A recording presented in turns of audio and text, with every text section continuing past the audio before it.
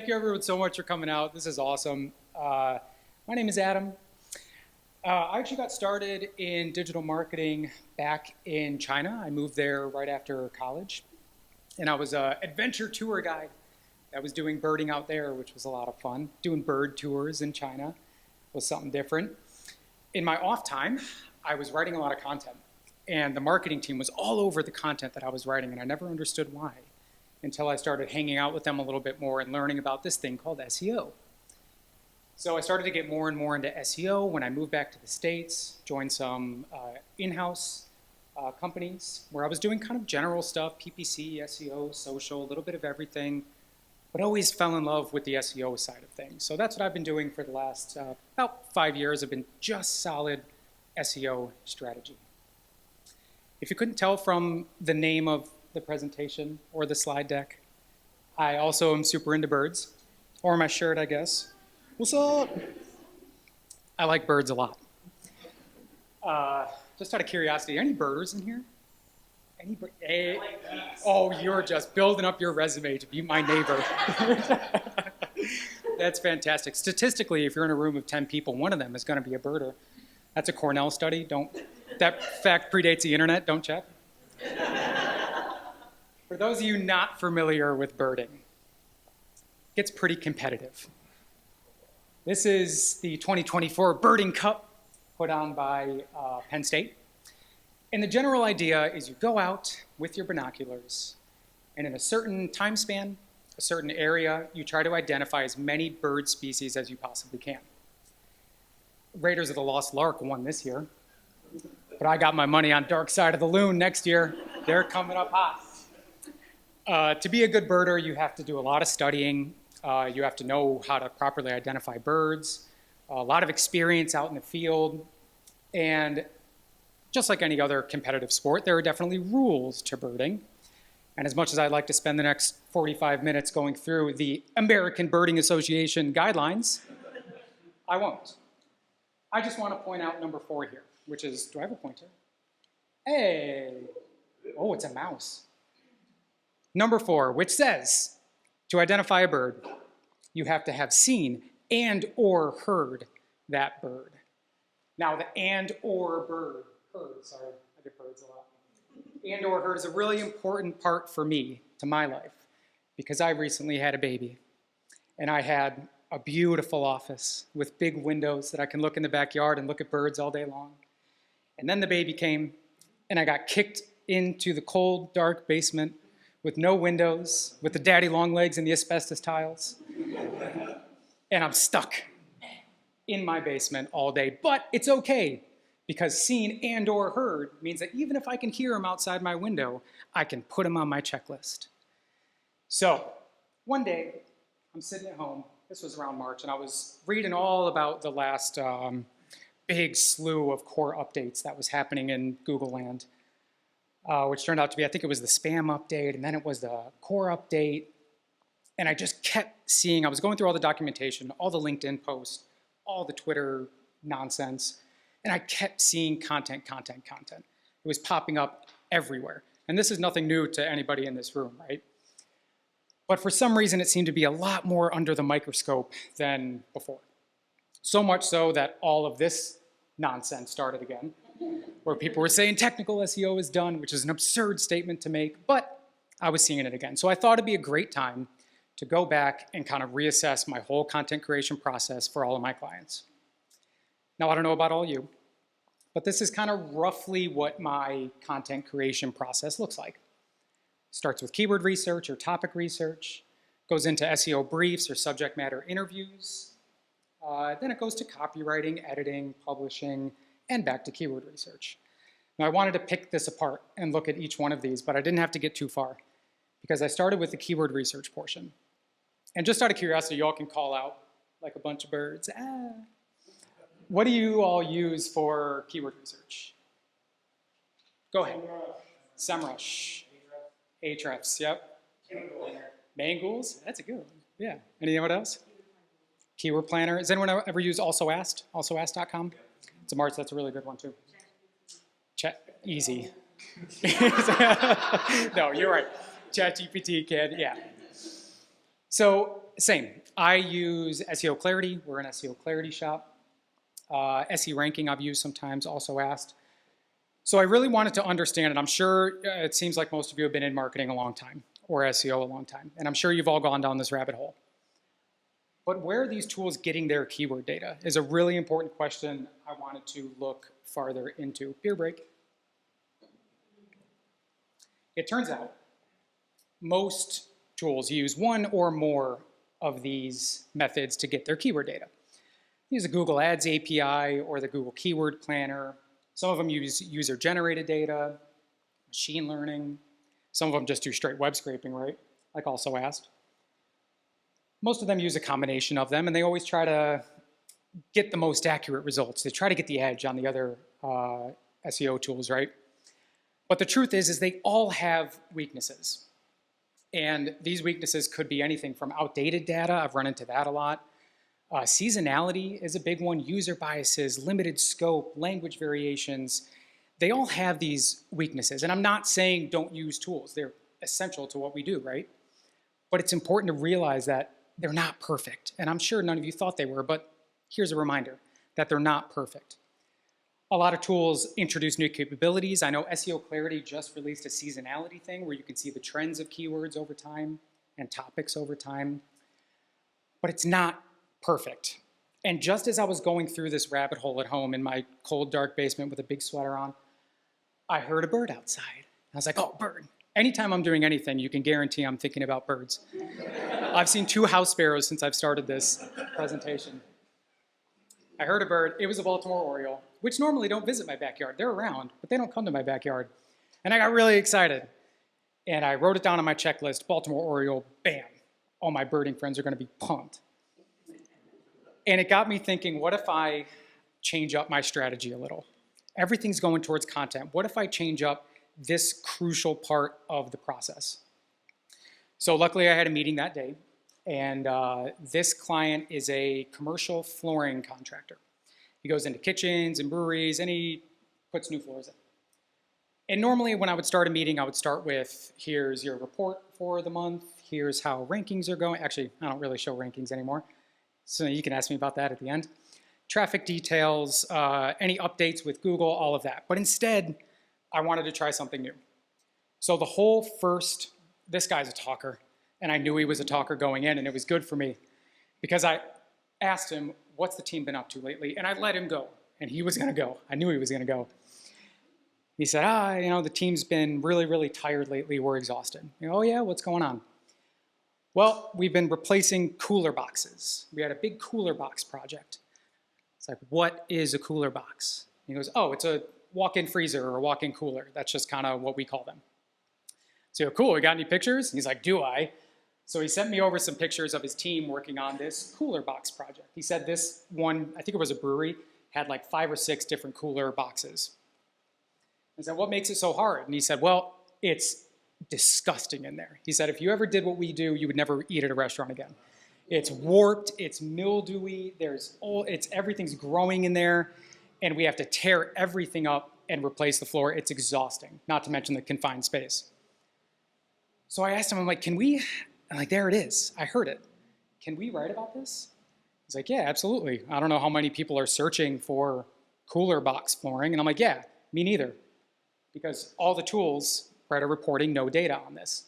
Now, again, this is nothing new to any of you. You know about 0 search volume keywords and the value that they hold. When tools tell you there's nobody searching for something, normally that's not true.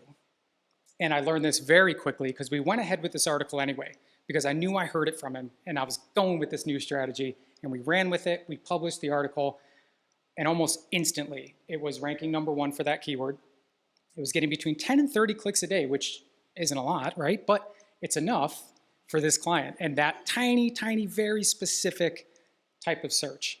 So this was super impressive to me. But as a good marketer, I'm not impressed with traffic. I'm impressed with conversions and if it actually affected his bottom line, and it did in a big way. To this day, that was the most successful blog post we've ever put on his website. He was getting inquiry after inquiry about cooler box flooring. Arby's, Applebee's, I don't know how many of you are in the flooring space, but those are the white whales. got him. So I had heard my bird and I had identified it and it was on the list and I was really nice and happy. So when you're going out birding, oh, I forgot about this one. My client actually messaged me and said, take the blog down. We're getting too many. My team's pissed off and they don't want it up anymore. So when you're going out birding, you might recognize this. This is from an app called Merlin. Every birder has it. It's fantastic. You should use it. Even if you're not a birder, you should use it. You take it out, you press record, and it listens. Any bird calls or songs, it'll identify for you and try to tell you who it is. So this is how, because all I think about is birding all day long, this is how I started to visualize my meetings and my general interactions with clients, is listen. Spend as much time as I can to listen.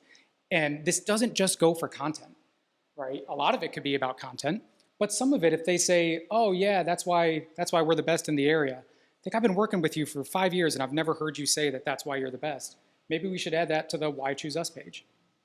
Or, hey, you're sponsoring a 5K. Is that a good backlink or a PR opportunity to explore there? So I started to shift my meetings a lot more towards listening than speaking and reporting. They can go through a report. If I've taught them how to go through a report, they can see how traffic is and how rankings are and all of that. I wanted to spend that valuable time I have with them listening. If you're going out birding, step one is knowing where to go.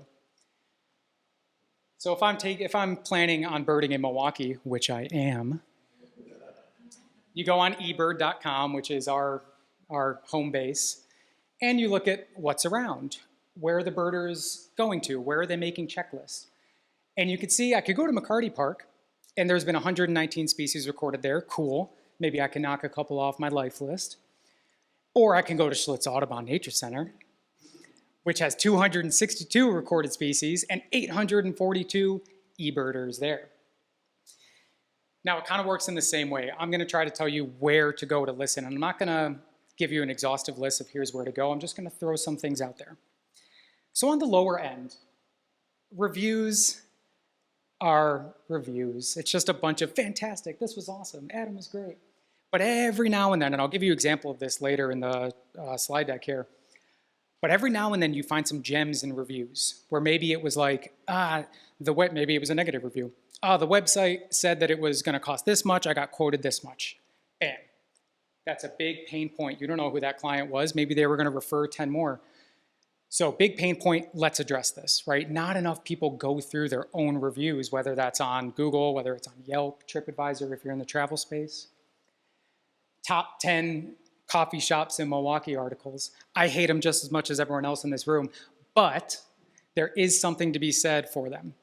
If you spend time going through these normally crap articles, there's a reason that they're ranking them top 10. Is it because they're getting paid to? Probably, but sometimes they're not.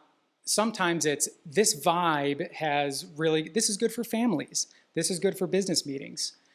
And think about your own business and website and how you can incorporate that on yours. Are you also a family friendly? Are you also, what was the other one I used? Business meeting friendly? Then have you been highlighting that on your website? So it's a good place to go to listen to what actual users are saying. Now we got the big boys. Social media is a fantastic place to see direct user feedback on your brand, obviously. Reddit and Quora. Quora I should have put up there, actually. Quora, I have a love-hate with Quora. I have a love-hate with Reddit too, but it's a lot bigger love and a lot bigger hate. Putting everything else about Reddit with their, we know that their recent boom in growth in organic, right?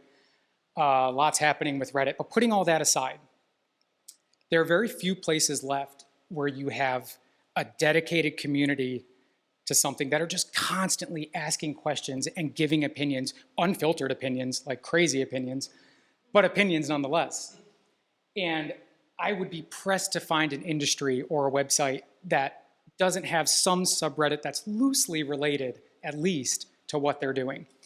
So if you're a marketer and you're not stalking these subreddits that have to do with your client sites or your websites, you should be, right? It's constant. And direct user feedback obviously is fantastic. That's what I was talking about with the talking to the client, or if you're in-house talking to your customers, right? And that's where I want to start. So conversations with clients are fantastic. Call tracking, I have 2 clients, I think, that have that software on their website where it transcribes all of the phone calls that they have. And you get transcriptions of the whole phone call. You can dig through, you can search, you can do all sorts of things with it. But not everyone has that. Almost everybody has a form fill on their website. And this, I think, is super underutilized. The amount of SEOs I've met that have no access to the form fills of their company or the company they're working for shocks me. What I started doing with my clients on a regular basis is every month I'll compile all of the form fills that we got on the website and put them into a word cloud. And I'll see which ones grew, which ones shrank. Are there new words coming up? Are there words that dropped out? It's a really good way to hear directly from your user base what things are trending.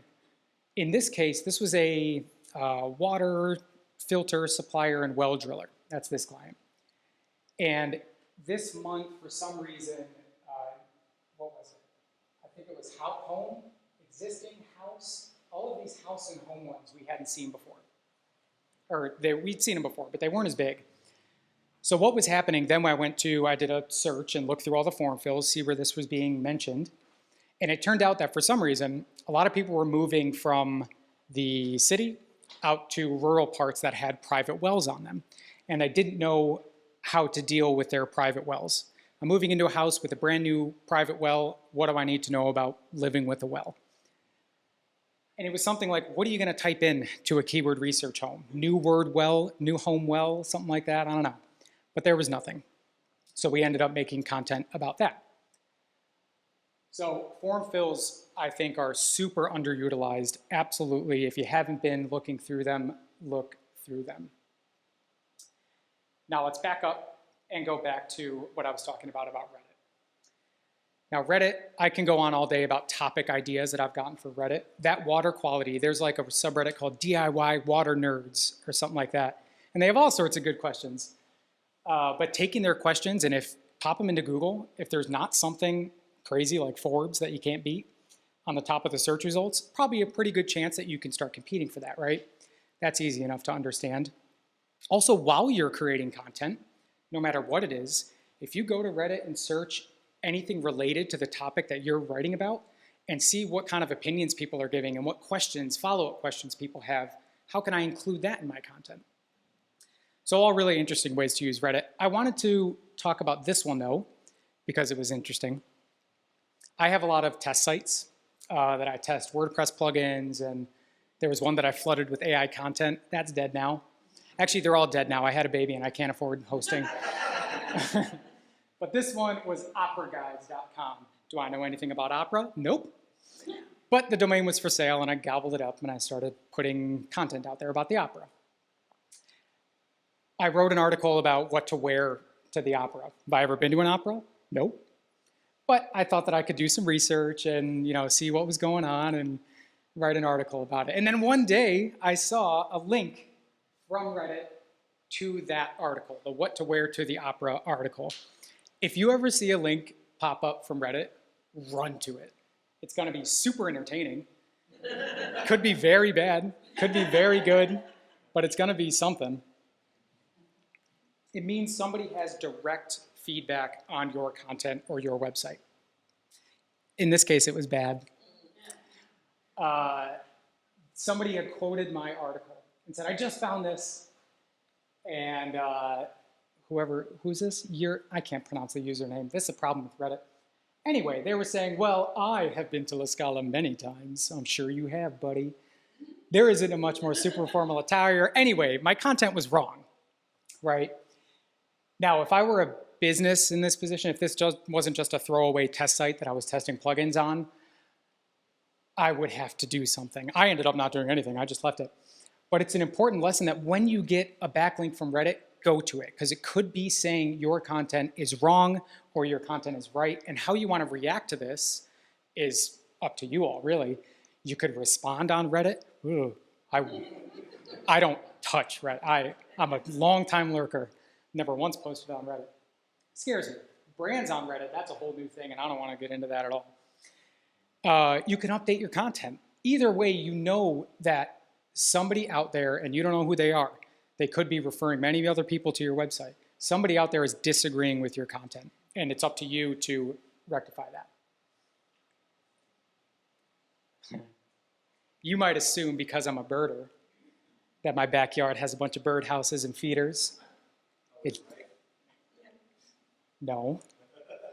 It has one bird bath, doesn't count. Most birders adore bird feeders. They go nuts over their bird feeders. There's whole shops that just sell bird seed and bird houses and bird feeders, and it's fantastic. I don't partake. I like to say, because of ethically, I'm like, no, messes up the balance of nature, man. But that's not the case. Honestly, why is because I'm afraid of disappointment. I've had a lot of disappointment in my life, and this is just another opportunity. Most of the time, you'll set up a feeder. If you're not doing things right, you get nothing but a squirrel. And also, you got to keep in mind the 4 horsemen of the bird feeder. I have house sparrows. Remember how I mentioned I saw 3 house sparrows out there? I just saw 7. They're a nightmare. They'll come and swarm everything. You can get war with a blue jay screaming his head off at 5 o'clock in the morning. Famine with grackles eating up every single bit of seed. Or death, the coolest horseman, where you have a sparrow and then the cooper's hawk comes down and snaps it up. It's pretty cool to see. But you feel a little bit bad for the sparrow. Does anyone see where I'm going with this? Yes, I love grackles. Where's the tie to digital marketing here? Instead of going out and listening, bring them to you. Bring them to your backyard. Anybody see where I'm going with this? Parallel. UGC. Let's talk about UGC. We all know lately, well, maybe we don't, but there was a Hidden Gems update a while ago with Google. And we all got really excited about the Hidden Gems update because we thought it was going to be little sites that didn't have a lot of authority and didn't have a lot of backlinks and all of that, and they could finally start competing with really unique, good content. What Google actually meant by Hidden Gems was forums and discussions and reviews. So this is an example of, I think I took these screenshots last month. If I'm searching for birding at Horseshoe Lake State Park, it used to be that eBird, the website that I was showing you earlier with how many species, all of that, that used to rank #1, taken over by TripAdvisor reviews, right? And I'm not knocking this one because honestly, if you click on this, it goes to a long review that somebody wrote, obviously a birder, talking about all the different things that they saw, all the different birds, the trail conditions, everything. So it's actually a really good resource. Good on Google. This other one is kind of interesting. Good fishing holes in the northwest suburbs of Chicago. This is actually from a Camaro and Firebird forum. Camaro and Firebird forum, that's hard to say. So forums and discussions and reviews have been killing it in search results lately. I have a really close friend that I met in Nebraska, of all places. She's 87 years old, and she's been a food blogger for something like 50, 60 years. So she has this recipe site, and I could hear all your eyes rolling into the back of your head as I say recipe site, but it's exactly what you think it is, I'll say that. But she's beating all of these bigger recipe sites like food.com, and what's the other big one? All Recipes. In many cases, she's beating them for very, very high search volume recipes. And I am working on a case study on this. I hope to get one soon. Because from the second I met her, I wanted to know what she was doing that's working better than any of her competitors. She's saying everybody in my industry is getting creamed by Google. I've never seen this much organic success. My theory that I have yet to prove, but it's a very solid theory, every one of her articles, she has a very tight community in Nebraska. She has a lot of reach, and she writes just for Nebraskans. She's very focused on it. And on every article, she has at least 10 or 15 comments on her recipes. Some of them are, oh, I tried it like this, it didn't work out so well. Or can I substitute this ingredient with this ingredient? She replies instantly, and she replies with a whole nother article. So this is one of the only differences I can find. Her site is slow as can be. It's filled with ads.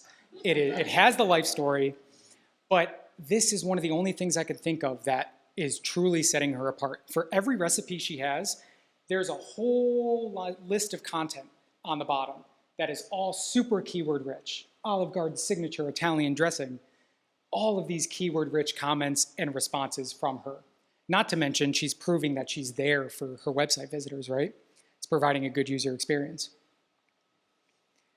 So it begs the question, should I open up UGC on my site? And I'm completely aware that most industries, most sites don't even have this option. It would be ridiculous to suggest it. But if there's a little bit of doubt in your mind where, hey, maybe we can build a community around something, or try to open up some sort of UGC on our website, I would suggest exploring that option because it's doing really good in the search results. And we all know that it's Google. Tomorrow they could release an update where UGC is now back on the bottom. But either way, shouldn't you be trying to connect with your audience and try to get them to come to you and start discussions? So either way, it could be a good thing if you can pull it off. And it's a big if, because remember setting up the feeder. You expect this great community and everyone to come to you and have fun, but in reality, you're just going to get a squirrel. And don't forget the 4 horsemen. You got spammers galore, especially on WordPress sites. You got trolls, general negativity, competitors sabotaging you. I've seen that happen a couple times. It's worth mentioning.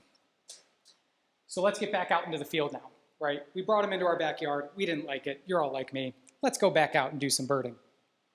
We go back out. I hear a chickadee, which sounds like cheeseburger. Call it a cheeseburger bird. It's pretty cool.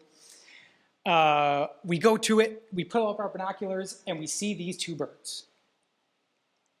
How can you tell the difference? It's like that Office meme. Corporate wants you to find the difference between these 2 birds. They're different birds. One's a black cap, one's a Carolina. It's virtually impossible to tell the difference between these 2 birds until you realize they have very little overlap in where they exist as a species. So if we're here in Milwaukee and we see that type of bird, we can be 99% sure that it's a black-capped chickadee and not a Carolina chickadee. I like to say chickadee. What do y'all call these? Puppy chow? Puppy chow? Turns out this is regional. Do you guys know the other name for this? Yeah, that's, oh, is that a brand? Is that where that comes from?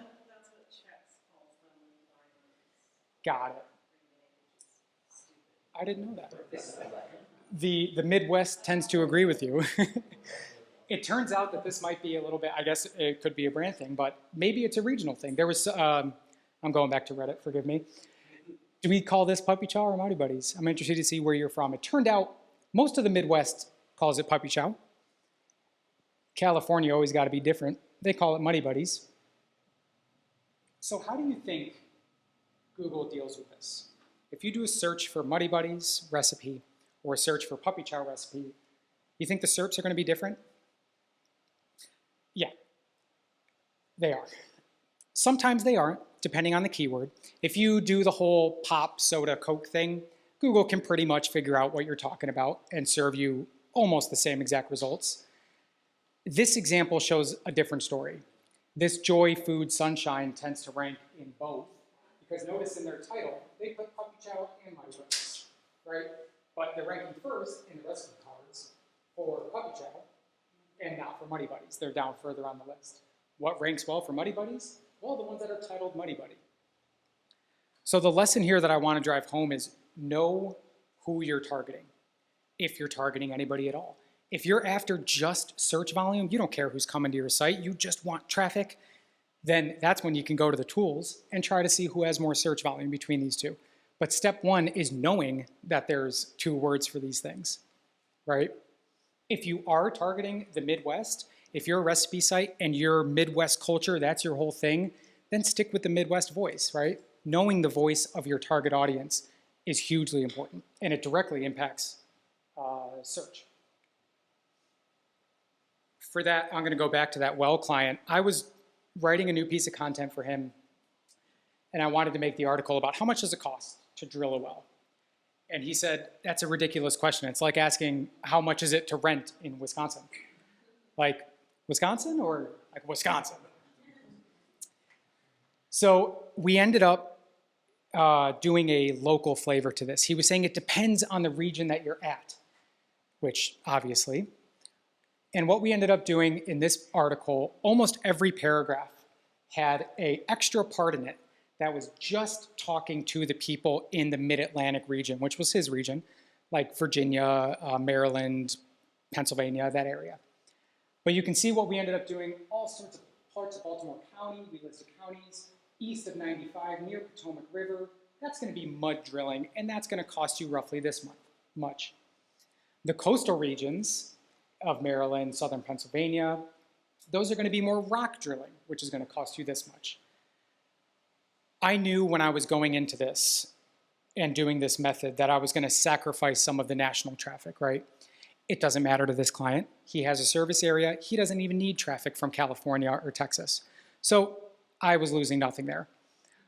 But something really interesting ended up happening. And I can't really explain this. But we started ranking in the top 3 for the word well drilling, for the keyword well drilling, very fast. And we were getting inquiries and searches from all across the US. It was actually really fascinating. So for some reason, we were getting rewarded by being hyper-local nationally. What I cared about was how were we doing locally? How did this page end up performing in those counties and in those areas? And we were doing really well. So we were ranking number 1 for well drilling and then a location state. Kind of all across the board. Pennsylvania, we struggled a little bit. But all across the board, we were ranking number 1. But there's something interesting about this. I don't know if you've noticed it yet. This is not that page, right? This local intent search was triggering the service area page on our website. It was never ranking number 1 before. But once we published that huge article about how much does it cost to drill a well in the Mid-Atlantic area, boom, we jumped up. That page jumped up to number 1. So to give you an idea of how much this grew, just the word well drilling, if we take a look at the map pack, right, the local map pack, Google Business Profile, we didn't change anything to the service area page or the home page. All we did was publish that hyper-local article, and this is how it changed. Have you ever seen this grid map?